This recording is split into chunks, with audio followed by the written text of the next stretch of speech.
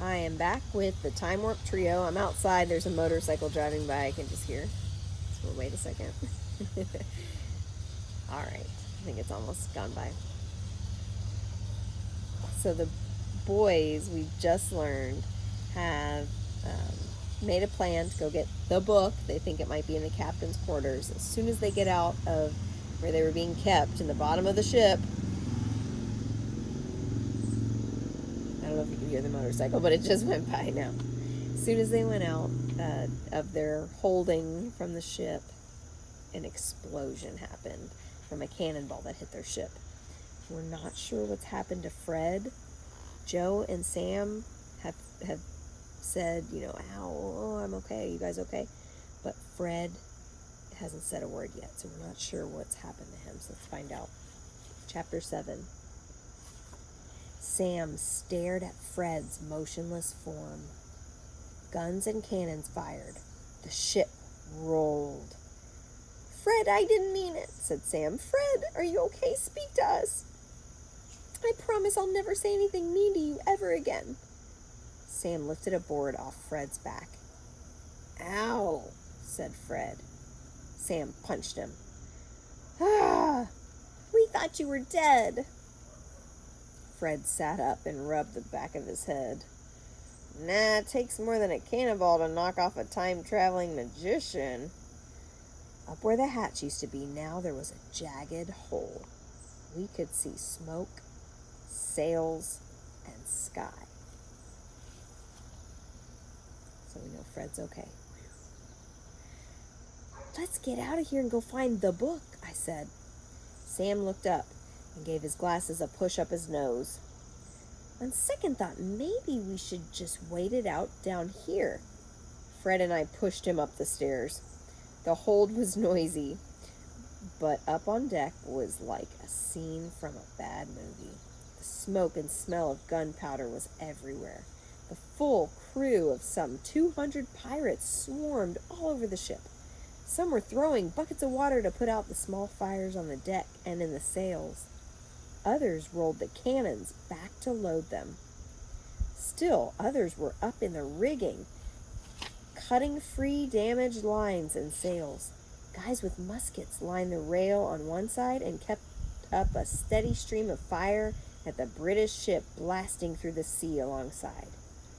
Bullets and metal pieces zinged by, ripping holes in the sails, shredding rope, and splintering wood. So what the author's done here, you can tell he's included a lot of details to paint a picture in your mind about what you're seeing. And instead of just saying, it was a mess, it looked really gross and bad and like an explosion, he goes into specific details and tells you, here's what you're going to see with the ropes. Here's what other guys are doing. Here's how they used the cannons and rolled them back to load them. And he kind of paints this picture about what's going on. So you've got a picture in your mind as you're reading. Well, Sam's idea to wait out the battle in the hold suddenly seemed like a good one. We crouched behind a stack of barrels. Sam pointed to a small door at the very back of the ship. The captain's quarters! The only problem was, standing there in front of the door, coat, hair, and beard flying, firing pistols with both hands, and cursing his head off, stood the captain himself, Blackbeard. We tried to hide, but then, as if he felt our eyes watching him, he turned and saw us. He gave us his scary, crazy grin and started making his way toward us, flying through the flying bullets, and through the flying cannonballs, smoke, and even men. We were trapped, like rats. And that's when it happened. The pirate at the cannon closest to us stood up and lit the cannonball fuse. A bullet hit him and knocked him back. He fell on the guy holding the cannon rope, and they both went down. The loose cannon rolled back, spun around, and came to a stopping point directly at the powder magazine. The fuse burned lower. Blackbeard shouted, "No!" 4 pirates at the next cannon dove overboard. Fred jumped down to the cannon. "Come on, guys, we've got to turn it." So basically, there's a loose cannon, and Fred is trying to get the boys to turn it so that they can maybe do something with it to try to escape from Blackbeard. Here's a picture.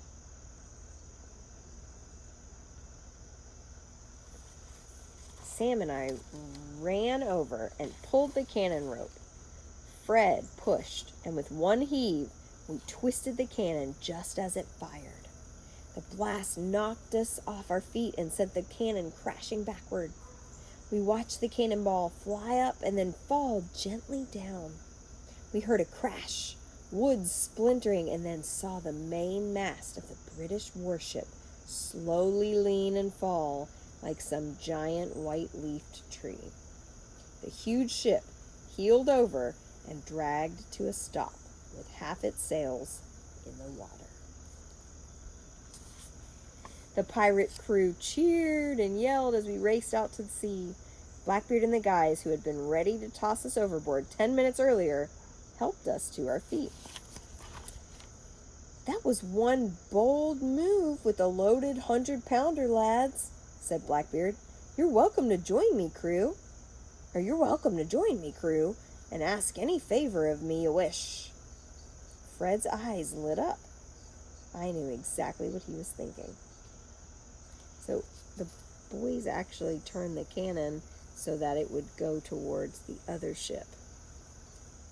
So instead of trying to use it against Blackbeard, they actually ended up helping Blackbeard. Did that surprise you? What's your reaction to that? That surprised me a little bit too. Let's see what's going on next. Before he could say anything, I asked, "Do you have a small book about this big, dark blue, with gold stars and moons along the back edge and twisty silver designs on the front and the back?" Blackbeard scratched his still smoking beard. "A book! A book!" Blackbeard yelled out to the crew gathered round. "Does any of you swabs got a book?" "We had a book once," said the first mate. "But the preacher that brought it took it off the plank with him." "Could you take us home to New York, then?" asked Sam, before Fred could open his mouth. "Sorry, lad," said Blackbeard. "If we sailed into New York, me and this whole bloody bunch would be swinging from a noose in a minute." Fred looked at Sam and me. We couldn't think of anything else. We were about to become full-time members of Blackbeard's pirate crew. "Well then," said Fred, "maybe you could give us a bit of buried treasure." "Yar!" Blackbeard roared and clapped Fred on the back. "Spoken like a true pirate, lad. It's buried treasure you want. Buried treasure you get." Now, what are you thinking about? This is the end of chapter 7. What are you thinking about the books? This book is starting and ending in a similar way. It started with the 2 pirates carrying Blackbeard's buried treasure, and we're getting to the end of the book, and it looks like Joe, Sam, and Fred have saved the day, and the pirates are very thankful, especially Blackbeard. And so now, what are you thinking about them ending with the buried treasure? Do you think they might find the book? Do you think they'll settle for the treasure? What are you thinking? We'll see you back here in a little bit to find out the end.